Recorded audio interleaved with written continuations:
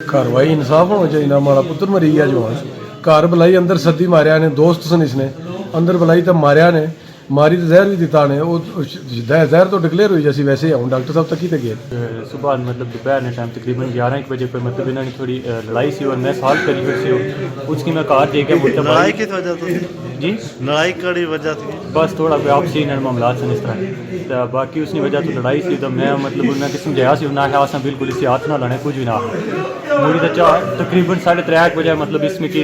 message किया कि paper खत्म होया तो मैं मैसेज किया साहब भैया मिगी फिर बुलाने ने तो तू मामला सॉल्व किया सी नहीं मैं हल करता आया सब तू कख नहीं आखने मुड़ी का इसी कार बुलाया ने तो मुड़ी का इसमें की मतलब कि तकरीबन 4 बजे मतलब 4 बजे तो 20 मिनट में तकरीबन मिगी कॉल की भैया मारी गई डंडे नाल तो अच्छी तो मारे बंदे मारिया श्याम फजल मारिया डंडे नाल तो उसने भरा सी अदील उस पोड़िया सी तो बाकी सारे जरा उत्थे मतलब कि मौजूद सन उसने कराया कोई सा बंदे मतलब कि छिड़काने की कोशिश नहीं की मिगी मुड़ी ते जरा ना मतलब कि मैं क्या मैं खाली उत्थे अच्छना तो मैं क्या गेट चो बाहर निकलना अच्छी तो हमारे सामने तो ठा है उतू है मतलब बाइक पर रखी था मैं इसकी डिस्पेंसर पर गया उत्थे खड़ा था मैं सोचा कि मतलब नॉर्मली कोई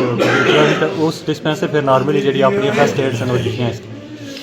उस तो बाद मुड़ी कार आंदा तो मुड़ी उस तो बाद जरा मैं अपने घर गया थी बाकी फिर बाद इसने मतलब कि जरा ना बाकी जो मौजूद सन क्योंकि ऐसी गेटा पर छोड़ा था मुझे मैं अंदर रिसीव किया गया मैं रिसीव किया ना को गेटा पर डॉक्टर ट्रीटमेंट कोई नॉर्मल फर्स्ट एड कराई था रिसीव किया मुड़ी तो अंदर खड़ा था लटिया खट्टा पर तो भाई पर लटिया तो मुड़ी में पूछा क्या वजह हुई है लड़ाई हुई है क्या चक्कर होया मिगी मारिया नहीं मारिया इन्होंने ना दसिया तब्दील ते शाम ते नाले अम्मा सन उन्होंने भजाई सी एक सारिया मारिया